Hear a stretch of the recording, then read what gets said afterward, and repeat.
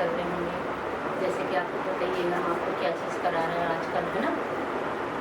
तो आप बच्चे पढ़ाई कर रहे हो कि नहीं कर रहे हो, इन चीज़ों को आप बना रहे हो, नोट्स बना रहे हो कि नहीं बना रहे हो। आप बच्चों से भी कह रही हैं सब ध्यान से सुनो और अपनी पेंसिल और अपनी कॉपी निकाल लो और सब साथ साथ में लिखते भी रहो, क्योंकि ऐसा मौका बार बार नहीं आता है कि आप एकदम से पढ़ो, एकदम से आपको ऐसा कुछ लेने वक्त होता है, कभी कोई वीडियो सामने आती है, कभी कोई नहीं आती है। तो आपको हम लिंक भी शेयर करेंगे, अगर आपको इसे नोट्स बनाने होंगे तो आप स्क्रीनशॉट ले लिया करें और बाद में आराम से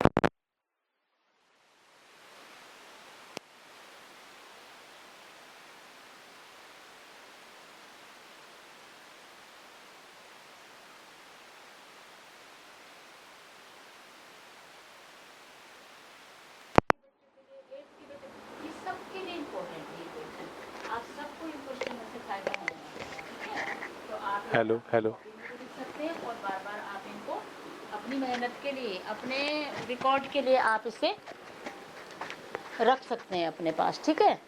तो बच्चों ज़रा मैं माइक लगा लेती हूँ, है ना, ताकि आवाज़ अच्छी आए, आप लोगों तक मेरी आवाज़ पहुँचे, ठीक है ना। अच्छा तो ठीक है, तो फिर अब आप देखिए आज मैं आपको कौन से टॉपिक लेके आई हूँ। मैं आज आपके लिए लाई हूँ पर्यायवाची शब्द। आपने बहुत देखे होंगे पर्यायवाची शब्द। पर्यायवाची शब्द किसको बोलते हैं, जब एक ही शब्द एक ही शब्द होते हैं, उनके नाम अलग अलग होंगे लेकिन उनकी मीनिंग एक ही होती है, तो इसे पर्याय मैंने एक दूसरे से मिलते सेम अर्थ वाले शब्द जो होते हैं। तो अब देखो पर्याय मैंने तो आपको बोल पर्यायवाची,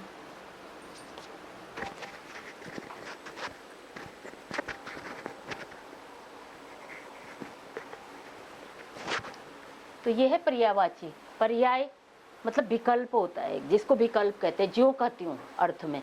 मतलब जैसे किसी का नाम कुछ होता है, दूसरा नाम भी घर में रखती है मम्मी, लेकिन उसका मतलब एक ही होता है, समान अर्थ देने वाला। जैसे आँख है, आपकी आँख है, आप लोचन भी कह सकते हैं, चक्षु भी कह सकते हैं, और आप उसमें देखो दृग भी कह सकते हैं, अक्षि भी कह सकते हैं, नयन भी कह सकते हैं, नेत्र भी कह सकते हैं। लेकिन जब आप जानोगे, पलट कर देखोगे, तो सबका मतलब आँख ही होता है, ठीक है।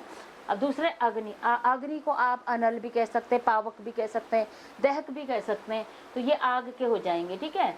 और पेशावर भी है, एक शब्द है वैसावर। वैसावर क्या है, इसे भी अग्नि ही कहा जाता है। अब है कष्ट, कष्ट व्यथा वेदना पीड़ा और दुख, इन सब कहते हैं भाई बहुत दुख आ रखा, कष्ट है, वेदना है, पीड़ा है, तो ये सब आपके दुख में आ जाएंगे। अब है गधा, गधे का नाम सुना होगा आपने, तो गधे के पर्यायवाची होते खर। खर राक्षस को भी बोलते हैं कई जगह, खर और दूषण क्यों नाम रखा गया था, खर मतलब गधा।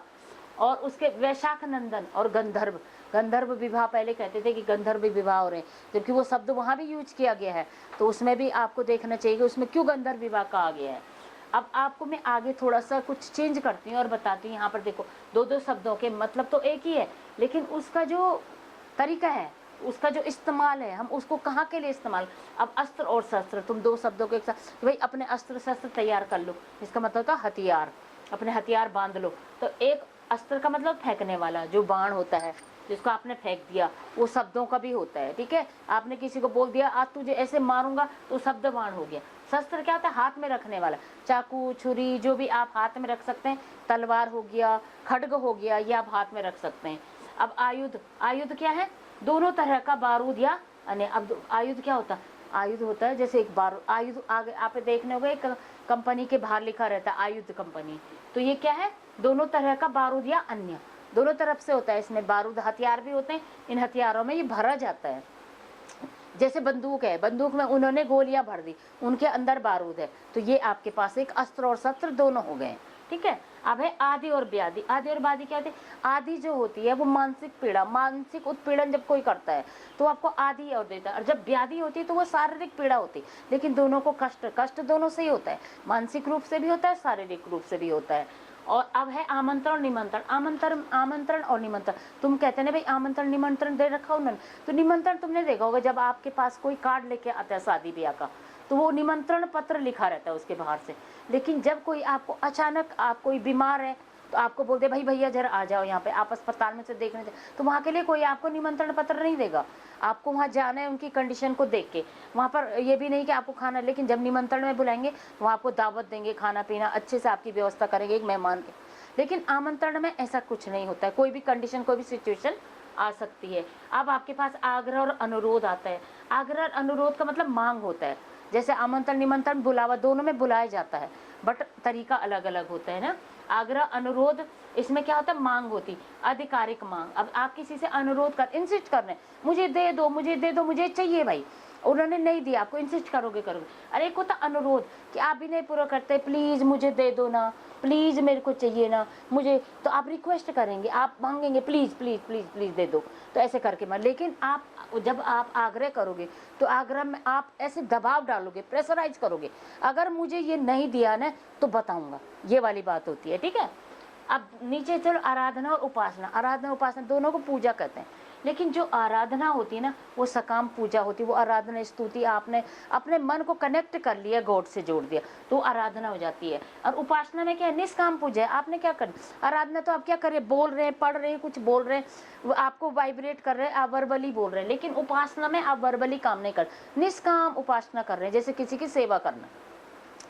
कोई घर में है या कोई बड़ा बूढ़ा है, कोई बच्चा, उसकी आप सेवा कर रहे हैं, या किसी आश्रम में जाके, तो वो निष्काम है, उसका आपका कोई लालच नहीं है, किसी लालच के लिए नहीं कर रहे हैं। ये तो बच्चों मैंने आपको ऐसे करके पर्यायवाची बताया कि पर्यायवाची समान अर्थ होते हैं, जिसको पर्याय विकल्प होता है, जो का त्यों होता है, और इसमें आपका क्या होता है। अब आपके पास एक शब्द मेरा लास्ट में, मैं सोच रही लास्ट में तो मैं नमस्कार भी करूँ, प्रणाम भी, तो एक बार मैं रिवाइज कर देती हूँ ऊपर से।